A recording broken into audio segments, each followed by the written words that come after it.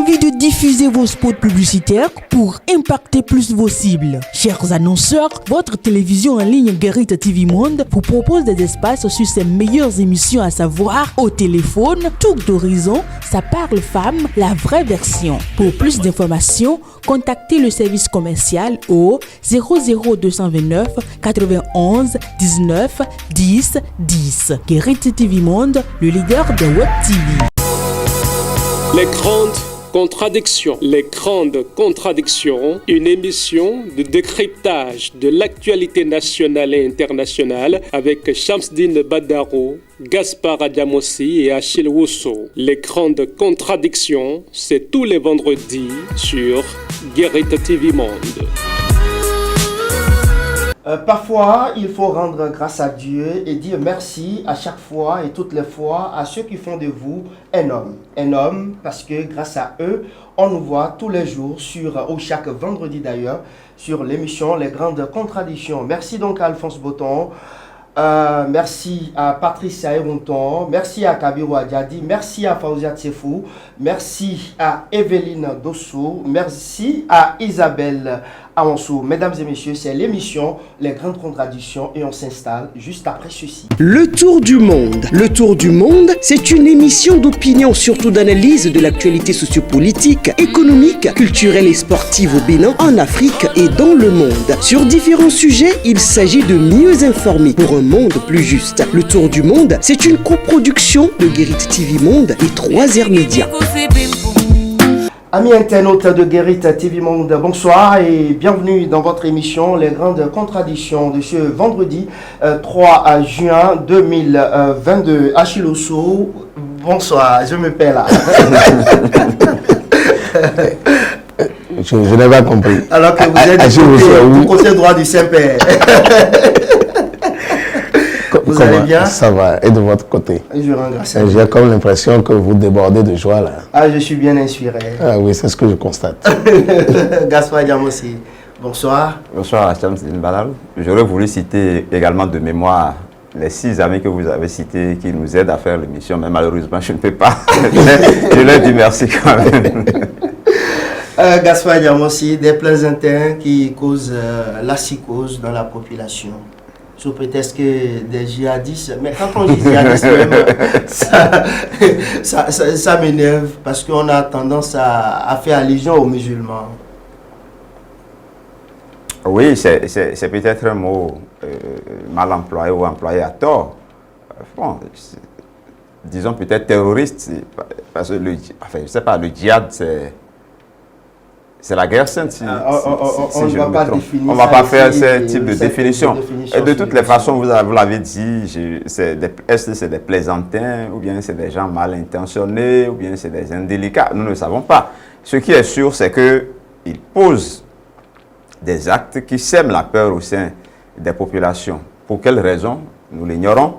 Sinon, comment comprendre que des individus prennent un vilain plaisir à annoncer que le Bénin est envahi par des terroristes et qui vont même jusqu'à dire qu'il faut pas sortir à pareille heure, qu'il faut rentrer très tôt, qu'il ne faut pas sortir avant 6 heures de peur d'être attaqué par des terroristes. Mais il s'est révélé que c'est des informations qui ne sont pas exactes. Je ne dirais pas information, je dirais des rumeurs. Si je dis information, c'est qu'il y a une forme déjà de vérification. Ce ne sont pas des informations, c'est bien entendu des rumeurs. Moi, ce qui me paraît bizarre, c'est que j'ai suivi de façon distraite. Moi, je ne savais même pas que c'était un truc assez sérieux comme ça, mais j'ai suivi de façon distraite un audio à côté de quelqu'un où il y avait des détails. On dit ils sont venus de l'ouest ou de l'est, du Togo. Il y avait une confusion dans ce que. Mais c'était sérieux parce que c'était un truc balancé un peu partout sur les réseaux sociaux. Et quand ça se révèle faux, on se pose véritablement des questions de savoir pourquoi ce genre de situation. Évidemment, la police a tapé du poing sur la table, mais il ne faut pas qu'on en reste à l'étape des communiqués. Il faut, n'est-ce pas, débusquer ces genres d'individus et, n'est-ce pas, les sanctionner avec la dernière rigueur pour que ces genres d'événements ne se reproduisent plus. Achille Wusso, Gaspard Adjamossi vient de le dire à un instant, la police a sorti un communiqué pour recadrer ou pour expliquer les choses. vous voyez que c'est suffisamment grave ce qui se passe? Oui, mais je crois que ce qu'il faut d'abord saluer, c'est la prompte réaction de la police pour, d'une manière ou d'une autre, essayer de faire éviter cette peur collective. Parce que ceux qui parlent, quand on parle du djihadisme, vous voyez, ça... On va parler du terrorisme ici. Les terroristes, oui, c'est mieux. Oui, bon, en fait, malheureusement, ce n'est pas nous qui inventons le concept. C'est un concept peut-être qui... En fait, ce sont ces groupes constitués qui se réclament comme tels. Et malheureusement, et comme vous l'avez dit tout à l'heure, on a tendance donc à lier, parce que nous connaissons, vous avez dit tout à l'heure, Gaspard voulait faire l'exercice, mais on peut bel et bien le faire pour montrer qu'on ne devrait pas lier donc, ces mouvements terroristes à un groupe religieux, parce que l'islam est une religion de paix, respectée, et qu'on ne devrait pas donc, se permettre de relier ces gens d'organisations qui... je ne sais même pas comment il faut le dire, mais je ne sais pas quels sont les intérêts que ces organisations poursuivent, mais je crois quand même que nous voyons d'autres groupes porter quand même les vertus religieuses incarnées par l'islam, et c'est à partir de là que je voudrais dire que quand nous parlons de djihadisme, nous devons commencer par faire attention. Je serai d'accord aussi peut-être avec vous que nous les qualifions comme des terroristes et des gens qui sèment la terreur dans la population. Et aujourd'hui, lorsque des citoyens se permettent donc d'écrire pour augmenter la peur dans l'opinion, parce que nous savons déjà ce qui se passe au nord du pays, et lorsqu'on dit donc déjà que nous avons été tous envahis par les djihadistes ou par ces groupes terroristes, je crois que c'est suffisamment grave. Donc, et la réaction de la police est une réaction à saluer, et il faut quand même aussi que des stratégies et les moyens soient suffisamment mis en place pour les mettre hors d'état de nuire et pour les punir, comme l'a dit Gaspard, avec la dernière rigueur, parce que cela ne participe pas du patriotisme. Cela ne participe pas donc de la bonne citoyenneté, parce qu'un citoyen, c'est quand même quelqu'un qui devait être porté par le souci du bien-être donc de la population tout entière. Oui, Gaspard, il y a aussi du boulot alors pour l'OCRC. Oui, et non seulement du boulot, oui, et du boulot également pour la criette. Mais c'est... Bon, je n'ai pas envie...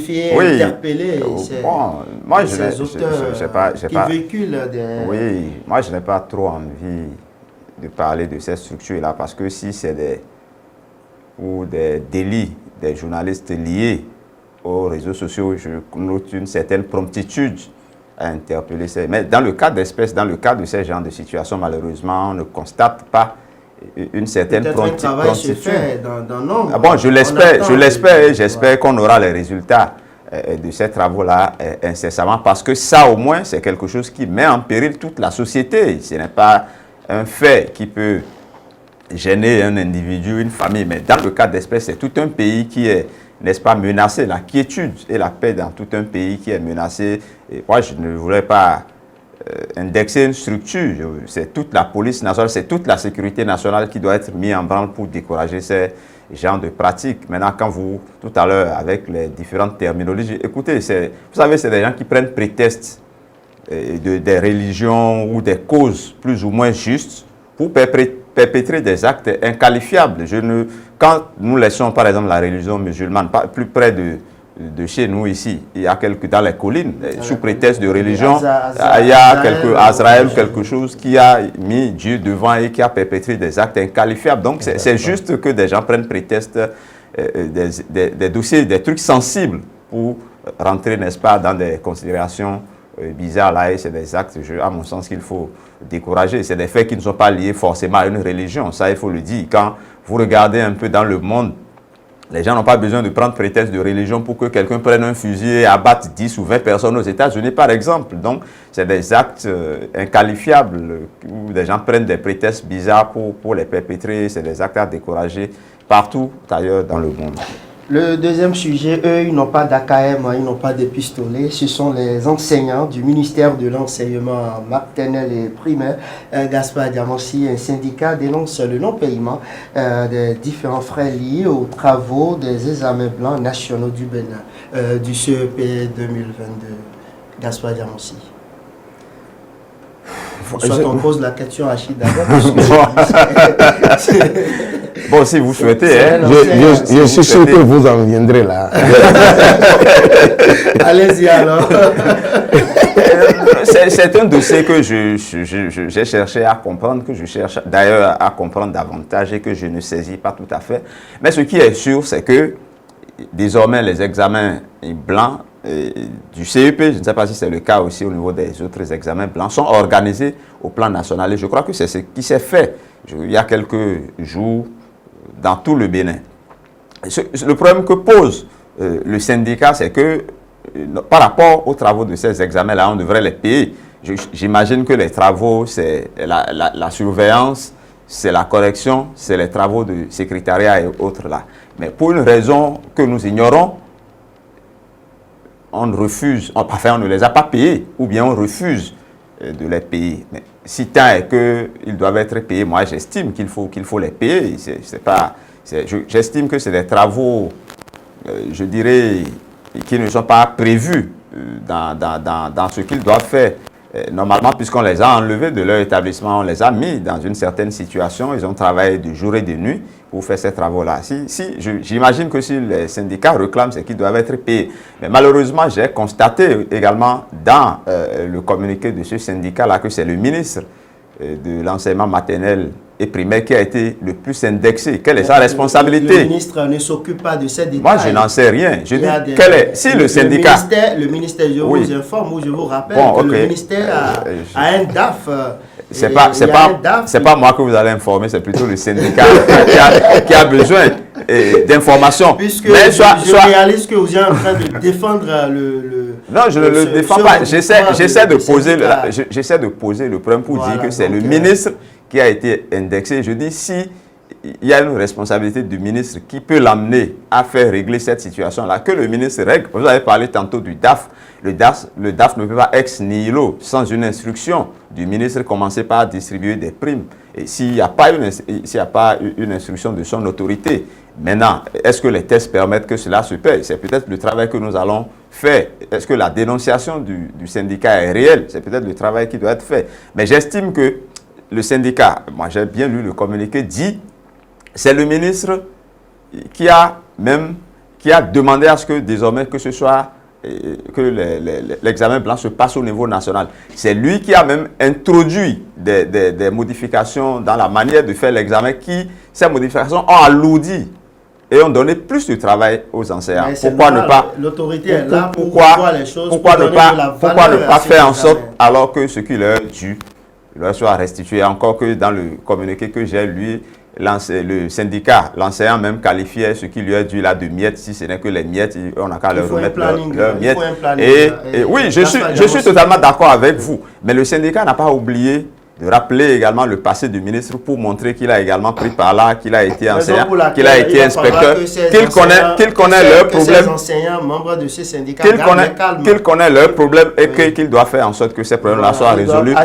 Et j'estime, je suis dans la même ligne droite que le syndicat, que si le ministre a la possibilité, je n'en sais même pas, que si le ministre a la possibilité, n'est-ce pas, de faire en sorte que ce problème-là soit résolu, qu'il le fasse pour le bien de l'enseignant. Timing dans n'importe quelle administration, on sait comment ça se passe. Est-ce que c'est pas tôt de jeter de l'eau propre sur les autorités en charge de l'enseignement maternel et primaire? Je n'irai pas du dos de la cuillère à dire que le ministre est vraiment sur le banc des accusés. Je ne comprends pas. Oui, je ne sais pas ce que vous avez. En français facile. je ne sais pas ce que vous appelez timing, je ne sais pas. Timing, il faut un timing. Mais je crois que vous avez lu le test de ce syndicat-là qui s'est plaint donc de la façon dont les choses se sont déroulées cette année. En fait, je vous explique peut-être un peu. les travaux de... Le complot continue. Non, il n'y a pas de complot. Non, peut-être que le ministre a de bonnes intentions. On le contredit, monsieur. Non, mais lorsque la cause est juste... Vous êtes là pour faire la contradiction apparemment. Et vous le faites aussi bien d'ailleurs. Et donc, il faut dire, les travaux des Amens blancs sont des travaux qui sont considérés comme des travaux à caractère spécifique. Parce que les candidats, en fait, à tous les niveaux, hein, aussi bien au primaire qu'au secondaire, sont déjà préparés. Et on choisit cette période-là pour les tester. Et donc, lorsque cela se déroule dans des conditions d'examen. Ça veut dire quoi? Ça veut dire que l'enseignant vient surveiller à une heure qui n'est pas son heure normale de cours, par exemple. Il vient corriger à une heure peut-être qui était son heure de pause. Et donc, en compensation, on leur donnait quelque chose. Il faut donner, c'est des miettes, on appelle ça des primes de correction.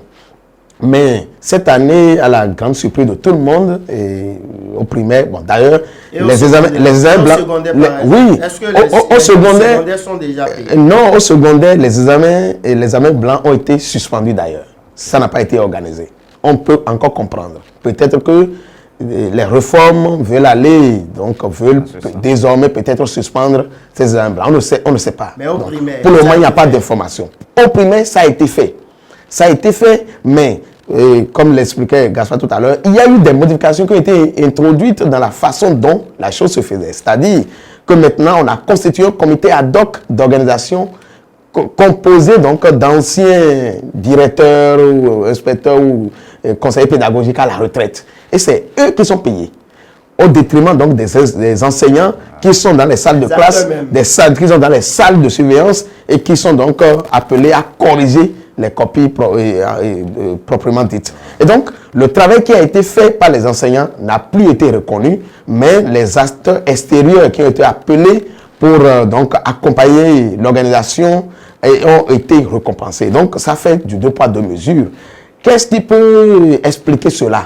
Donc, je crois que ce qui a manqué, c'est peut-être une rencontre d'échange entre les deux parties. Le ministre devait quand même partager ses intentions, ses bonnes intentions, on ne sait jamais, avec ses acteurs. Et donc, ensemble, ils vont trouver la bonne organisation, ce qui arrangerait tout le monde, mais tel n'a pas été le cas. Ils ont été mis devant le fait accompli. Et c'est ça donc qui fait toutes ces réactions-là. On va demander au ministre que les choses se fassent donc dans les règles de l'art et qu'il écoute cette structure des travailleurs, de ses collaborateurs qui réclament pour que, peut-être que cette fois-ci, cela se passe comme cela devrait se passer et que pour les fois à venir, il dit désormais la conduite à tenir et chacun sait désormais sur quel pied danser. Nous allons tout simplement inviter le ministre Salimanou Karimou à dire quelque chose ou à réagir dans un bref délai pour mettre fin à cette polémique, une polémique que je qualifie d'inutile, à mon avis, Gaspard Diamonsi. Non, mais oui, cela peut être une polémique inutile. Parce que peut-être le ministère ou les autorités ont un timing pour pouvoir payer ces enseignants. De toutes les façons, dans la fonction publique, lorsque vous travaillez, on paie toujours. On doit pouvoir vous payer. Ça, c'est clair. Oui, c'est vrai que le ministre a peut-être un timing. Moi, mon inquiétude, c'est qu'il ne faut pas que ce timing-là empiète, parce que les examens réels, c'est dans quelques jours. Il ne faut pas que cela ait une influence. Non, mais il n'y a pas de même pas de timing possible. Il ne faudrait pas que ce petit mécontentement puisse agir d'une manière ou d'une autre sur l'examen réel. Non, rien n'a été prévu. J'ai comme l'impression même que c'est... Rien n'a été prévu. C'est une situation ambiguë parce que... Vous êtes un enseignant du primaire ou du secondaire. Je suis un enseignant. C'est quand même bizarre qu'à quelques semaines d'un examen national, qu'on puisse également organiser des examens nationaux. On va y revenir c'est des situations assez... Après le CEP. Si vous le permettez, on y reviendra. Moi, je ne sais même pas pourquoi on organise des examens blancs nationaux. Parce que ça... C'était départemental. Oui, mais ça appauvrit la production. Ça appauvrit parce que on laisse à chaque école ou à chaque commune ou je ne sais pas, à chaque département Et en plus, on fait payer les enfants. On fait payer les enfants. Le débat, c'était par rapport aux primes. On va y revenir certainement. Le troisième sujet à présent, après les enseignants qui sont en colère, elle est en colère également. Gaspard Diam aussi. Chrissy, où est ça? Nous sommes dans le même monde. Bon, je ne sais pas si elle a eu chaud. Elle a eu chaud. C'est vrai que elle a exprimé son mécontentement. Et vraiment, c'est douloureux. Oui, c'est que quand on échoue, à un examen ou à une élection, c'est de bon droit. Et qu'on ne soit pas content, personne ne peut être content d'échouer, n'est-ce pas? Et seulement que sa réaction, moi, m'a quelque peu gêné. Sa réaction m'a quelque peu gêné parce que je ne veux pas qu'elle donne l'impression que c'est la réaction du mauvais perdant qu'elle a eue. Parce que j'imagine qu'elle était consciente des réalités de la structure avant de se porter candidate. Et sa candidature a été en plus portée par le Bénin, où j'ai vu beaucoup de déplacements de la vice-présidente dans beaucoup de pays pour essayer de porter cette candidature-là. Mais si elle savait, si elle était consciente que c'était une rotation par pays et que ce n'était pas le tour du Bénin, moi je ne sais pas pourquoi elle a choisi d'être candidate et pourquoi elle s'est engagée pour que le pays se porte garant derrière elle et fasse cette campagne-là. Quand on perd une élection de cette nature-là, c'est mieux qu'on aille se cacher, qu'on médite sur les raisons profondes de cet échec-là et qu'on revienne plus fort plutôt que d'avoir ce type de réaction qui donne l'impression qu'on n'a pas digéré l'échec. Parce qu'après tout, même si c'est une question de rotation, j'imagine que c'est quand même une élection et qu'elle a perdu. Ça veut dire que quelque part, nous n'avons peut-être pas suffisamment travaillé, notre diplomatie a peut-être failli et quelque part, ou bien le profil, je n'ai pas cherché à en savoir davantage, ou bien le profil de celui... Non, si sa candidature a été retenue, c'est sûr que... Non, peut-être que par rapport à celui qui était en face, peut-être que son profil est moins disant, je n'en sais rien. Mais j'imagine qu'il y a des raisons pour cet échec, des raisons qu'il faut chercher peut-être ailleurs plutôt que là où elle en a parlé. Même si ce sont ces raisons-là, je crois qu'il faut l'intégrer et essayer de voir l'avenir, ce qu'il faut faire pour cette fois-ci réussir et non aller dans des récriminations qui ne paraissent pas vraiment correctes. D'accord. Achille Osso, l'ancienne ministre de Boni Yayi est fâchée. Non, mais l'ancien ministre de la République. L'ancien ministre de la République, Boni Yayi n'est pas venu avec des ministres. Il est venu en tant que président et il a désiré des Béninois pour l'accompagner. Donc, et non, contrairement à ce que Gaspard a dit, j'ai plutôt pensé que Gaspard ne l'a pas bien comprise. En fait, ce qu'elle dénonce, ce n'est pas... elle dénonce plutôt, à mon avis, la procédure d'élection.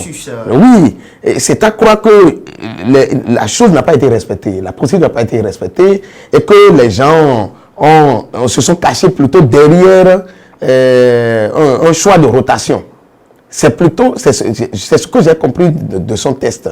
Et donc, c'est pourquoi elle dit que mais si tel est le cas, que cela soit adopté désormais, que c'est par rotation que les pays seront désignés pour diriger la structure au lieu qu'ils perdent de temps et des moyens à aller donc dans une procédure d'élection et qu'on vient à la fin. Donc on fait un simulacre, on fait un jeu qui ne respecte plus les principes de base. C'est ce que j'ai compris de sa réaction et c'est pourquoi j'ai pensé que elle a bien fait donc de dénoncer ce qui ne va pas. Parce que le CAMES est une structure, je crois, aussi sérieuse qu'on ne devrait pas reprocher de ces choses-là. Lorsque c'est la structure qui est appelée donc à dire la crédibilité donc de ces professeurs d'université, du travail qu'ils font, à dénoncer donc ceux qui trichent, ce n'est pas à elle de tricher. Et donc, je crois que ce qu'elle a plutôt dénoncé, à mon avis, il y a comme une tricherie. Il y a comme une tricherie, il y a une maldonne Dans surtout Christine Ouessavi, elle ne cache pas ça. Je crois quand même que la réaction a été, à mon sens, juste. Et le Bénin, on devrait remercier le chef de l'État peut-être et la vice-présidente. Oui, bon, oui, et la vice-présidente. Personne ne pouvait accompagner. Qui ont cru, donc, qui ont cru la capacité de Christine Ouessavi, à la candidature portée donc par le Bénin, par tout le peuple, pour aller défendre ce poste-là. Malheureusement, ça n'a pas marché. Bon. On prend du recul et on fait le point, on fait le bilan. Et puis, peut-être, à l'avenir, on peut mieux sauter. Gaspard, ce n'est pas encore la fin du monde. Non, ce n'est pas la fin du monde. Moi, j'ai bien compris ce qu'elle a voulu dire. Non, elle n'a pas parlé de tricherie. Elle n'a pas dit qu'il n'y a pas eu élection. Je crois qu'il faut bien lire ce qu'elle a dit. Elle n'a pas dit. Moi, ce qui me gêne, j'ai même l'impression qu'elle ne maîtrise pas l'institution qu'elle a la prétention de diriger. Non, écoutez, c'est mon opinion. Parce que, non, vous savez, il y a une procédure. La procédure n'a pas été... La procédure... Non, j'ai peut-être eu l'impression à travers sa réaction. Parce que la procédure, parce que si elle parle de tricherie, la procédure, elle n'a jamais dit dans le courrier que la procédure n'a pas été respectée. Elle n'a jamais dit qu'il n'y a pas eu élection. Mais elle a dénoncé juste, et ce qu'elle a dit, elle a dit juste en une ou deux phrases. Et c'est au début de son test, avant de commencer par remercier ceux qui l'ont aidé à aller là.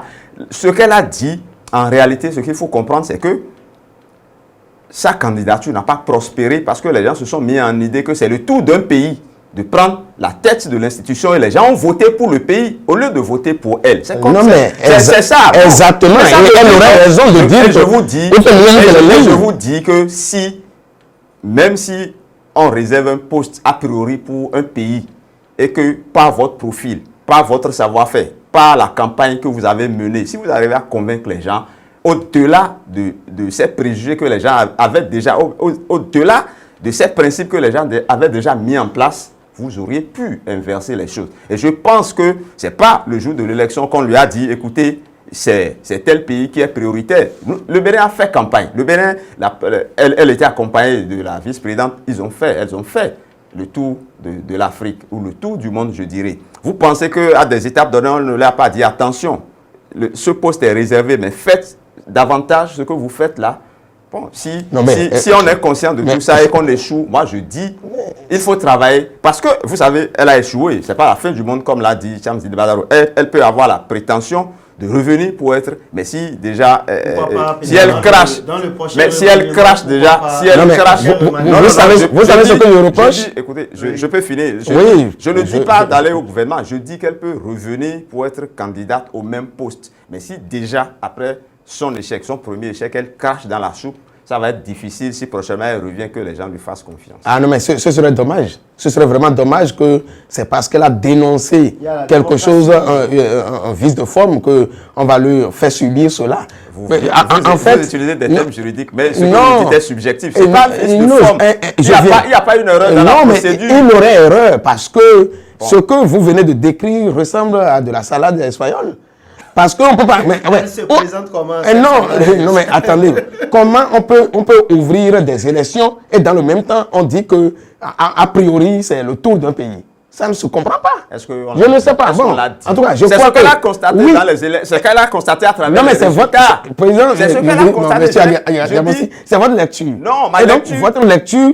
Chacun a finalement sa lecture du communiqué. Bon, donc... Pendant ce temps, le ancien ministre Abiola aussi a sa lecture de l'actualité nationale concernant les législatives de 2023. Je cite le ministre Adebayo Abiola, François, personne ne peut refuser aux partis politiques d'y participer. Voilà. Mais bon, je ne sais pas s'il y a information. Ce que je peux peut-être dire de cette... Je rappelle qu'il est aujourd'hui au niveau de la liste... du conseil électoral. Du conseil électoral, les membres du conseil électoral. Et en tant que tel, bon, je crois que oui, bon, en tout cas, que le jeu est ouvert pour tous les partis politiques. Je crois que c'est ce que nous pouvons peut-être comprendre de sa déclaration. Bon, maintenant, entre-temps, est-ce qu'il y a des partis politiques qui ont exprimé une certaine gêne, une certaine inquiétude par rapport à leur participation? Est-ce que des partis pensent que le Conseil électoral veut les écarter de ces élections? Bon, et je ne crois pas qu'il faut prendre au sérieux cette déclaration. Aujourd'hui, la position de l'homme. Oui, mais l'homme, je crois que c'est vrai que c'est un acteur politique, c'est vrai aussi que... Mais il faut quand même dire que la mission qu'on lui a confiée, désormais, est une mission nationale. Il est dans une certaine neutralité. Et donc, par rapport à ça, il est là pour servir tous les partis politiques. Et je crois que lorsque le jeu sera ouvert, et le jeu sera ouvert aussi sur la base donc, des lois de la République. Et lorsque les partis politiques, un parti politique remplit les conditions pour participer aux élections, je crois que de bon droit, il devrait participer. C'est ma lecture de ce qu'il a dit, et c'est pourquoi j'ai dit bon, que jusque-là, pour moi, il n'y a pas encore péril en la demeure. L'actualité n'est pas aussi animée que nous pouvons faire une autre lecture de cette déclaration du professeur François Abiola. Et je rappelle que l'SVPM est du même bord politique et Achille aussi.